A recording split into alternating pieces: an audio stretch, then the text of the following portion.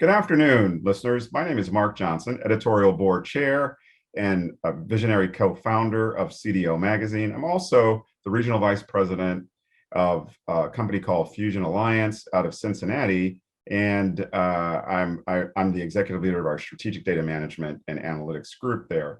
Today, I have the great honor and privilege of interviewing Ed Scott, CEO of ElectrifAi. Ed, welcome to the interview. Mark, it's so great to see you again. It's always my privilege to chat with you.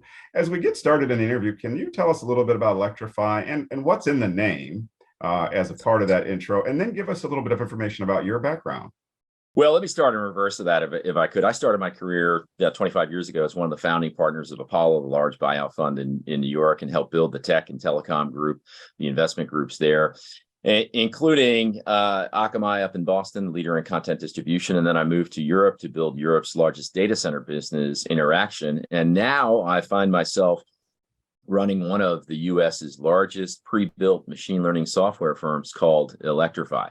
We serve all the big banks and retailers and telcos and manufacturers globally, from Shanghai to Dubai and everywhere in between, helping those clients solve their very consequential business problems and challenges with pre-built machine learning solutions. And truthfully, the name, Mark, is a great story. We had a different name of a predecessor company. We wanted to obviously separate from that and make a clean break and a change. And we ran a campaign, and there were 5,000 entries. And we awarded $5,000 actually to the winning entry, and it was ElectrifAi. And we stood with it, got the domain names, and here we are 4 years later, 5 years later, with the same name and loving it. It does sort of infuse the idea of artificial intelligence creating sort of the power of electricity. So powering an organization through, that sort of hard, sort of intangible, hard to touch thing of electricity. Can you speak a little bit about that? Well, I love how you say that, but I would point out and say that, our clients are the C-suite. So the CFO, the CEO, the CMO, the folks who are on the line every day to drive revenue and optimize operations and reduce costs each and every day. And we take our pre-built machine learning solutions and show them how to deploy those pre-built containerized machine learning solutions very quickly, as in 4 to 6 weeks, to drive the economic and business outcomes, the consequential economic and business outcomes they desire. In fact, we call this last mile AI, but really it's consequential AI. Yeah, we're going to talk about time to value and value generation a little bit later in the interview.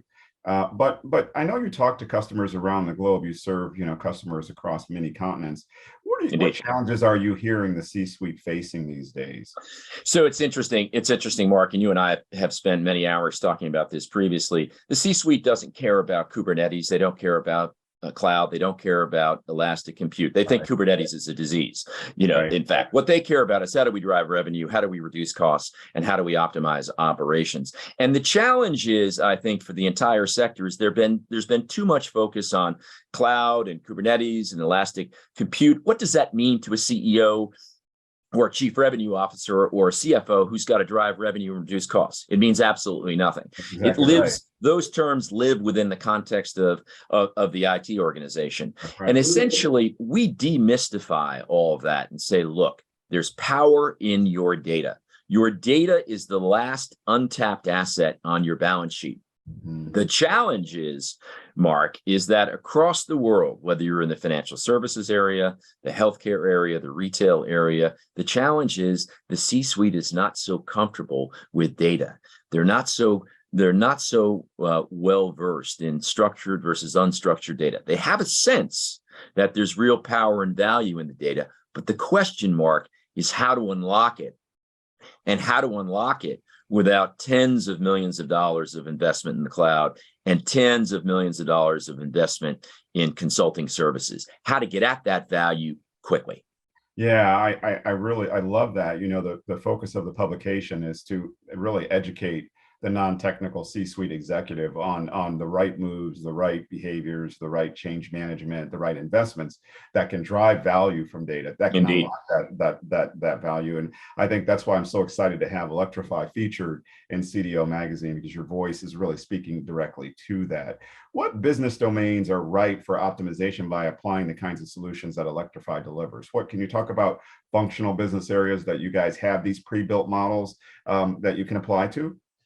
Well, I'll tell you, there are a few very, very practical areas. Let's talk supply chain, network optimization, and inventory optimization, and let's talk demand forecasting and dynamic pricing. Fancy terms, I know, but let's break it down. All terms that are really important to the C-suite, by the way. You got it. Yeah, you got it. So, for many of the world's large restaurant chains or hospitality chains, for example, they leverage our machine learning and supply chain network optimization. So what does that mean? Let's break it down a bit. So imagine you had 5,000 restaurant units and you were served by 20 distribution centers. Previously, as little as just a few years ago, folks would actually decide how to move material out of the distribution centers to the actual units on an Excel spreadsheet. And they would undertake this exercise from the perspective of, this is always the way that we've done it.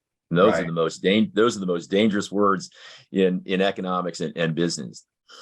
And what we do, Mark, is we show them through machine learning how to optimize the routes and how to optimize the loads to the actual specific restaurants. And why is this important? I'll tell you why it's important. Diesel is $6 a gallon in the US. Yeah. Whatever the liter equivalent is in China and Asia, it's still quite high.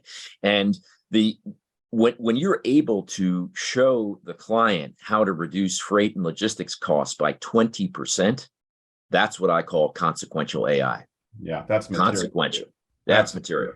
Yeah. Similarly, we have shown them, again, in the restaurant and the hospitality business, but applies to anything, with sophisticated machine learning-led demand forecasting techniques.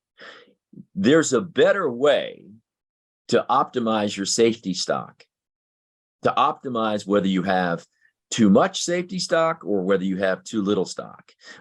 And when you think about that, that optimizes revenue and it reduces working capital investment and frees up cash for the enterprise to deploy elsewhere. Again, if you're seeing 20 to 25% savings on your inventory in restaurants or stores, this is quite material and quite meaningful. This whole notion of demand forecasting and dynamic pricing is very, very critical. The pandemic has destroyed and essentially made people question all of the demand features that were driving their forecasts previously. They're all wrong.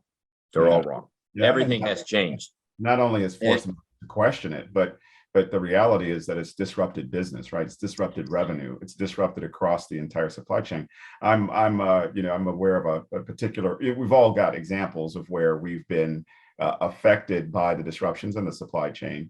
But I hit a pothole in my Mercedes and cracked a rim, and that rim had to be replaced. And it took 6 months to get a rim from Europe, through the dealership to replace the rim on my car. I ended up buying aftermarket wheels because I just couldn't get a rim. And this was when, if you remember, the Panama Canal had that, I do. The jam. Yes. I mean, there's a lot of unexpected implications in the supply chain that the pandemic forced us to realize.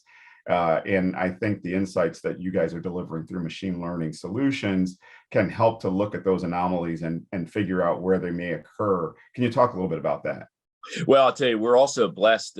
One of the individuals with whom I run the company really in partnership is Luming Wang, who is our chief technology officer. And Luming was the head of data science for Uber and Millennium, and also head of data mining for Microsoft. But most interestingly and pertinent to this conversation, he and his colleague, who's now over at Walmart, developed all of Amazon's dynamic pricing engines governing the sale of 20 million plus SKUs. And this is a very powerful technique and understanding and technology to have within and under the umbrella of ElectrifAi. Dynamic pricing is something that you're seeing out in the world today. In fact, you probably saw most recently, the most recent iteration of it with the Bruce Springsteen concert tickets on Broadway, and even the Taylor Swift tickets at Right. Live Nation, where tickets were going for $10,000, Right. a pop. Terrible. But dynamic pricing gives the ability for the enterprise to assess in real time how they change the prices as per the business conditions or the business objective. Do I want to maximize profit? Do I want to maximize market share? Do I want to maximize revenue? And to be able to look at this in real time and tune the organization, it's a very, very powerful tool. We expect to see a lot more of it in the coming years.